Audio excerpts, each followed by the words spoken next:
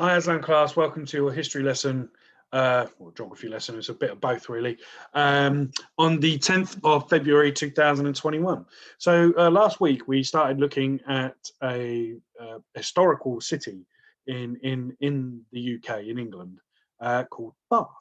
And Bath has been given its name because of the Roman baths that are still well preserved in the city.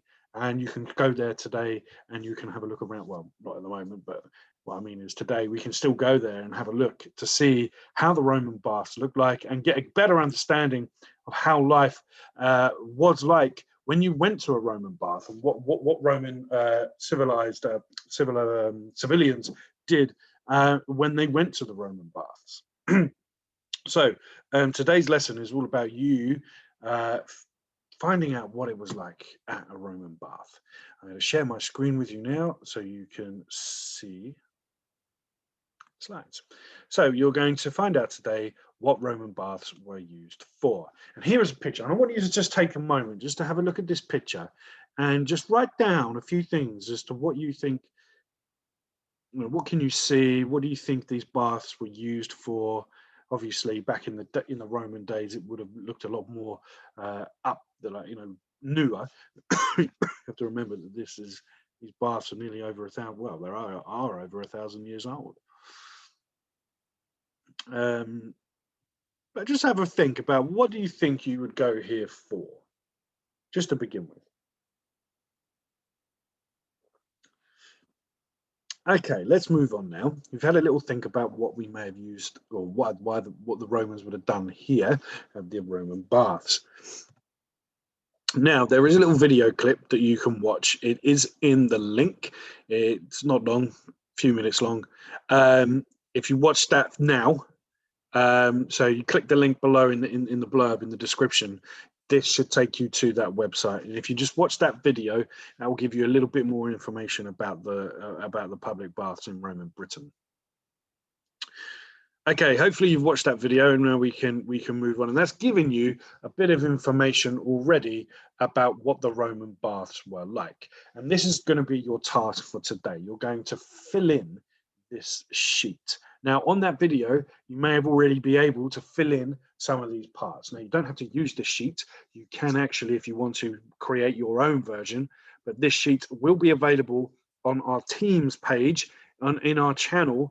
But if you go to resources for the week, it will be in the folder that says week beginning the 8th of February. So check it out, and you can print that out from there. Remember to save your own copy. Don't edit the version that you see on Teams, because that edits it for everyone.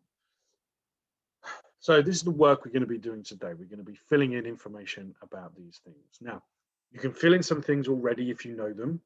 Okay, you can take this moment now, pause the video, and fill in as much as you can already. If you can't fill in anything, don't worry. You can just carry on with the video, because we're going to go through some of them.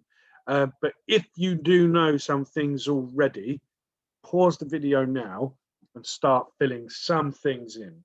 And then once you've finished that, unpause the video, and you can then add to it. Or if you want to, if you really want to challenge yourselves, you could actually have a look at this now. You could stop the video and go off and do your own research and fill this in on your own without having to come back to the video. So I leave that choice entirely up to you. So you are all going to be you're all going to be filling this in one way or another. What you need to do for your first task, well, everyone needs to do this, but how you do it is the challenge. So you can, if you've watched that video, try to fill in what you can already, and then you can either carry on watching the video and add to it whilst I'm talking, or you can go off and find the research for yourself. So one or the two. You make that decision now, and I'm going to carry on. So the origins of the Roman bath. Baths were used as a place to swim and pray to the goddess of Minerva, who the Romans believed had healing qualities. Now, today we have to pay to go to our baths if we want to go to swim.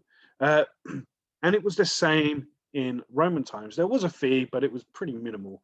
It was pretty small, so everyone could afford to go. Sometimes the baths would be free if you were a politician or an emperor would pay for the public to attend. They also knew the importance of cleanliness. Here's another picture of the Roman baths in Bath. Now, what were the Roman baths really used for? Getting clean. The main purpose was to clean. And most Romans living in the city tried to get baths every single day to keep themselves clean. They would put special oils on their skin, and then they would scrape it off with a metal scraper called a strigil. And this is the picture of it, okay? And they used to scrape off that oil off their skin. A bit like shaving. It was a place to socialize as well. So not only just to get clean, people used to go there to meet their friends and everything like that. Excuse the spelling mistake, that should be an S. Friends would meet up in the baths to talk and have meals. Sometimes men would hold business meetings or discuss politics. It was a place where a lot of discussions, important discussions, happened as well. Now, how did the water get into the bath? So, do they carry it along with buckets and pour it in from the local river? No, of course not. They used aqueducts to channel water into the main cities. Now, there is a river in Bath that flows through Bath. They could have used that to help, but they would also use aqueducts as well. And this would carry fresh water from lakes from a distance, and it would come into to the cities. And they constantly monitored the water levels in the aqueducts to make sure there was enough water for the city and the baths. They even had underground pipes and sewage systems. Wealthy people were able to have running water in their homes as well. So, we have running water in our houses today, and to think that the Romans had it as well thousands of years ago is quite remarkable. And there is a picture of an aqueduct, and an aqueduct would go across a river to travel, so you can transport water. Here's a fun fact, or a few. One of the most famous Roman baths is in Bath, and the baths were built on hot springs that were said to have healing powers. Men and women bathed at different times or in different areas of the baths. Now, back in them days, they didn't have swimming costumes, so they probably would have been running around with very little on at all. And sometimes the men would have their time in the bath, sometimes it would just be women, or sometimes they both used the bath together, but they would use different parts of the bath to keep separated. The floors of the baths were heated by a Roman system called a hypocaust that circulated hot air under the floor, so underground heating. They would have a big furnace that would be burning and burning and burning, and then they would have, it would be boiling up water. And then the steam and the hot air would come out from the furnace through all these channels underneath the floor. They weren't pipes, but they were like tunnels. And that hot air would then try to rise, and of course it would heat the ground underneath. And that's how they kept the floors heated, and that's why the water could have potentially been quite warm as well. Items were often stolen in baths by pickpockets and thieves. So we're now going to have a look at the different types of the baths that you would see. So the first one is called a Frigidarium. And first you would go here. And this was the hottest room in the Roman baths. It was a bit like a jacuzzi. Now, when you went to a Roman bath, you followed these steps as you went in. Yeah, you wouldn't just go straight into the main pool area. Now, the hot water and steamy air temperatures may have risen well above 40 degrees Celsius. It would be this hot so that you could sweat out the dirt. So it was almost like a sauna. I remember I went to Italy a fair few years ago now, and I went to a spa where it was very similar to a Roman bath, and they told you how to do it. And I went into the sauna first. I then came out and had a dip in a cold water, and then I came back into the steamer and went, So it would be pretty hot in this room. Afterwards, you would go to a place called the Tepitarium. Now, this was a cooler room where you could relax and chat, and you could also get a massage if you wanted to, and you would clean all the sweat and grease off your body using the strigil. Okay, and that was that scraper that you would see it there in the picture just on the left here. Finally, you would go to the Frigidarium, and this was a freezing cold bath that you would jump into as soon as you come out of them sort of heated places, and you would plunge into there, and it would be really cold, but it makes you really refreshed. And I've done that before. It is really cold. It is, and it shocks your system.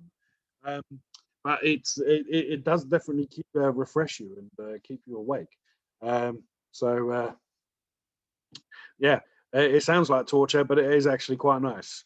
Now, now I've gone through that, hopefully it will give you a better idea if you've already filled this in or whatnot. So this will be on the Teams page. Remember that by now you should have tried to fill in some of this already. If not, go back through the video, and what you can do, you can even, now you know the names of certain things, maybe go online, excuse me, and do a little bit more research about these things and add more information than what I've done. Okay, so your task for today is to complete and collect information on modern day Bath, but the challenge again is how you go about getting that information. Are you going to go off and do it on your own, or are you going to watch the video? Well, if you've got this far, you've probably watched the video anyway. But good luck, and put your work up onto Tapestry so I can have a good look at it. And then I'll see you in the next video. Okay, see you later, guys. Bye-bye.